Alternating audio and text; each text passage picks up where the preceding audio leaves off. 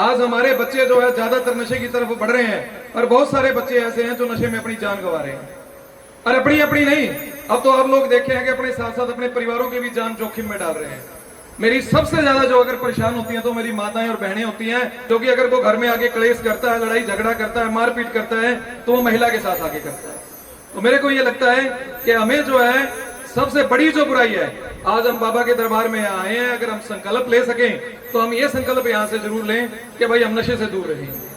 ठीक है भाई, क्योंकि नशा जो है वो सबसे बड़ी बुराई, और नशा मैं कहता हूँ सारी बुराइयों की जड़ जो है वो नशा है।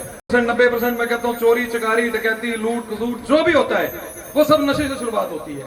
और अगर हम एक नशे को छोड़ दें तो मेरे को लगता है कि इससे संसार की 80 से 90% बुराइयां खत्म हो जाएंगी। जब पहले तो नशा जो इंसान करता है वो खुद को अपने आप को मारता है, उसके साथ साथ वो परिवार को मार देता है। बहुत सारे परिवार आपने देखे हैं कि बहुत सारे बच्चे, बहुत सारे जो अभी वो उनका आपने देखा जब वो खुनन का मामला था, किस तरीके से एक बाप ने अपनी बेटी को जो है नहर के अंदर फेंक दिया। कारण क्या था? नशा। नशेड़ी था भाई, उसको पता नहीं था, उसने उठा के उसको नशे में हालत में नहर के अंदर फेंक के मार दिया।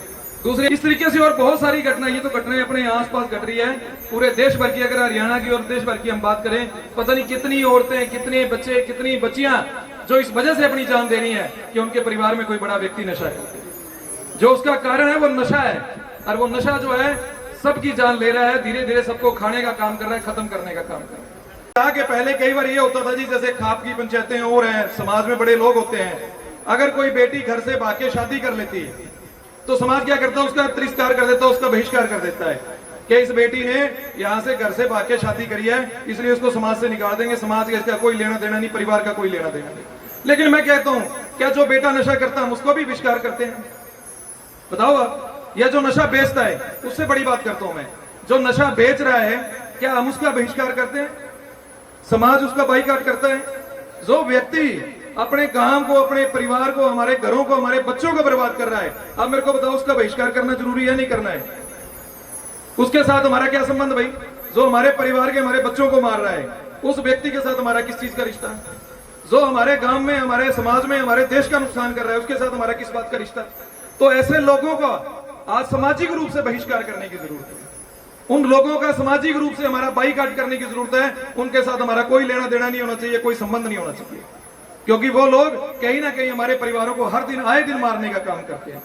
तो भाई मैं ये कहता हूं कि अगर हम जल्दी ना जागे तो कहीं ऐसा ना हो कि जो चीजें हम दूर पंजाब में सुनते थे कि पंजाब में आज ये हालात हो रहे हैं कि शाम के टाइम को निकल नहीं सकता, लूट खसूट होती है, हर रोज लोग मर रहे हैं, कोई शादी करके, कोई रिश्ता करके राजी नहीं है, वो हालात धीरे धीरे हमारे इस इलाके के होते जाए।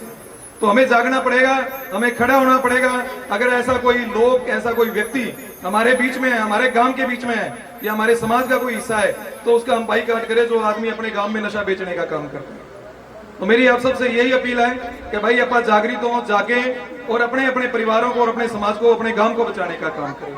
ये जितना भी कर ले, जो भी आप कर लें, उसके बाद अगर परिवार में एक बच्चा भी नशे वाला हो गया तो वो पूरे घर को बर्बाद कर देता है, पूरी परिवार की, पूरे समाज में अपनी प्रतिष्ठा खत्म कर देता है, क्योंकि वो पैसा, वो उसकी कमाई जमीन जायदाद कहीं काम नहीं आती है। बहुत सारे उदाहरण आप सबके सामने ऐसे।